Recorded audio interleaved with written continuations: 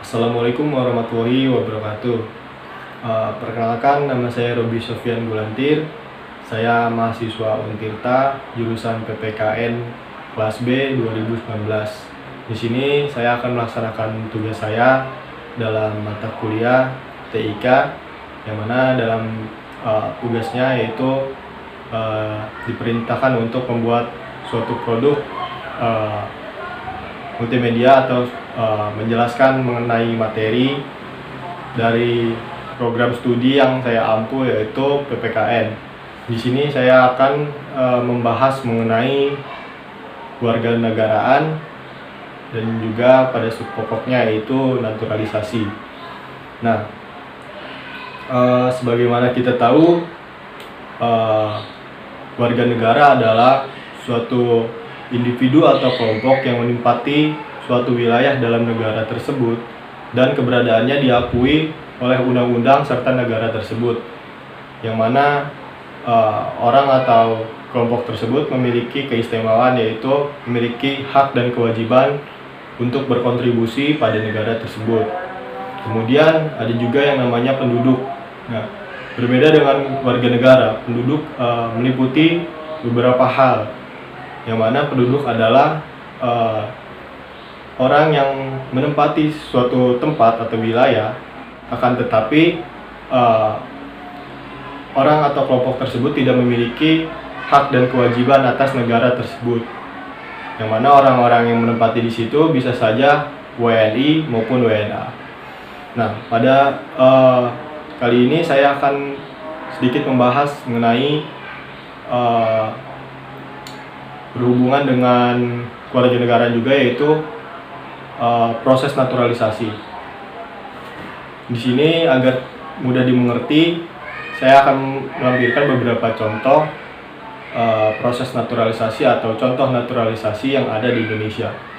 Naturalisasi sendiri itu adalah suatu rangkaian proses perpindahan status kewarganegaraan seseorang dari yang sebelumnya mungkin WNA menjadi WNI. Nah, untuk naturalisasi sendiri mungkin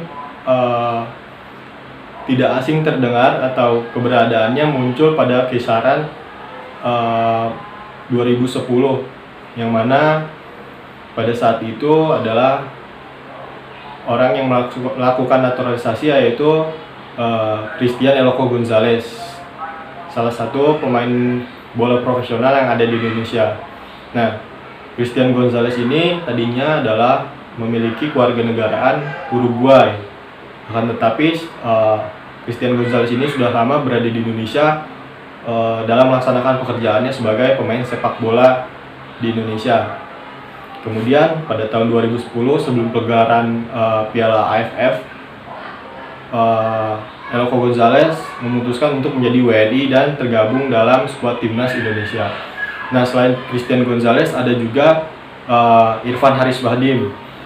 Akan tetapi Irfan Bahdim berbeda kasusnya dengan Christian Gonzalez.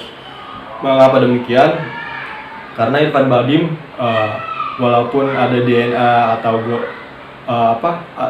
keturunan dari negara lainnya, tapi Irfan Bahdim dilahirkan di Indonesia atau memiliki darah langsung di Indonesia gitu. Syarat-syarat permohonan dalam naturalisasi.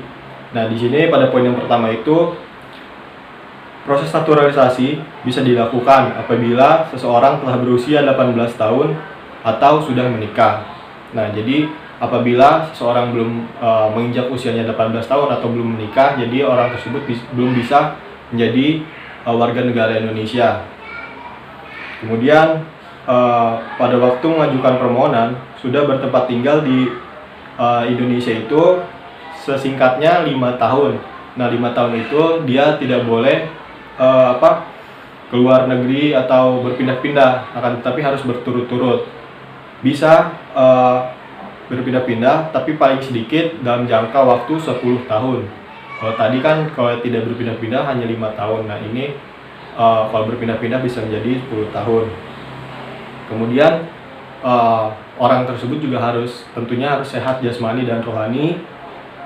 Lalu tidak pernah dijatuhi pidana karena melakukan tindak pidana yang diancam dengan pidana penjara 1 tahun atau lebih.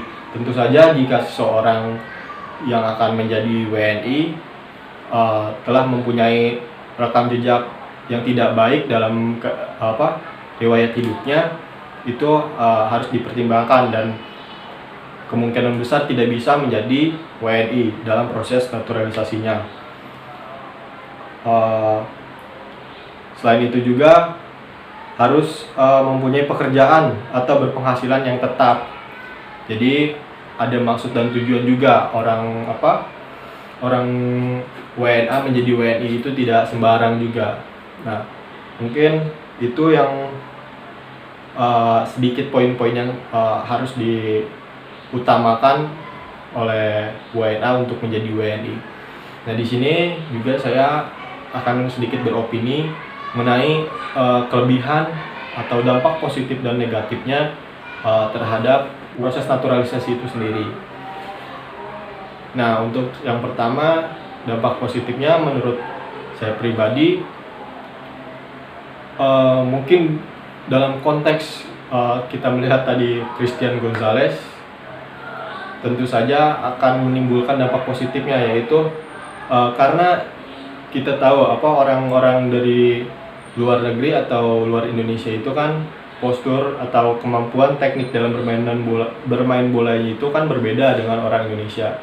Nah, itu bisa menjadi sisi positif sehingga orang-orang Indonesia juga bisa mengambil ilmu yang dimiliki orang tersebut.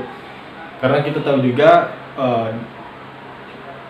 Christian Gonzalez ini menjadi salah satu orang tersukses dalam proses naturalisasi, artinya tidak sia-sia dinaturalisasi oleh Indonesia untuk menjadi warga negara Indonesia karena prestasinya juga yang cukup cemerlang. Akan tetapi ada dampak negatif juga. Nah, untuk dampak negatif menurut opini saya itu untuk saat ini persyaratan naturalisasi justru agak sedikit diperkendor atau dipermudah ya, yang mana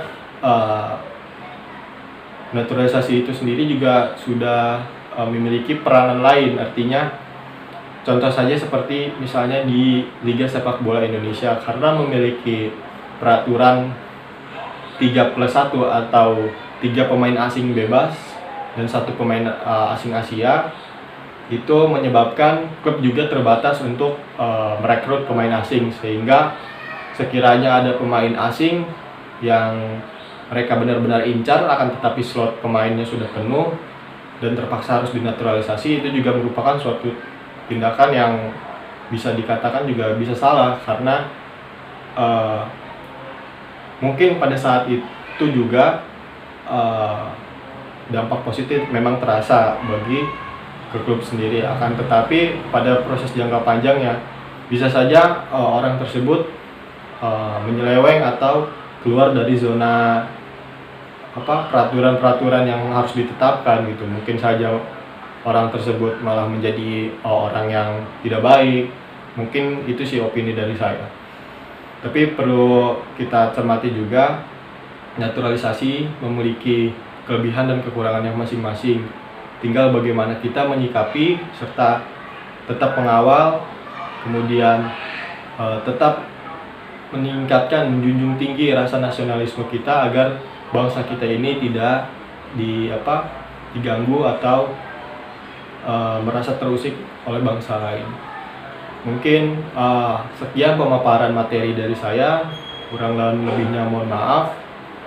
Saya cukupkan sampai di sini. Assalamualaikum warahmatullahi wabarakatuh.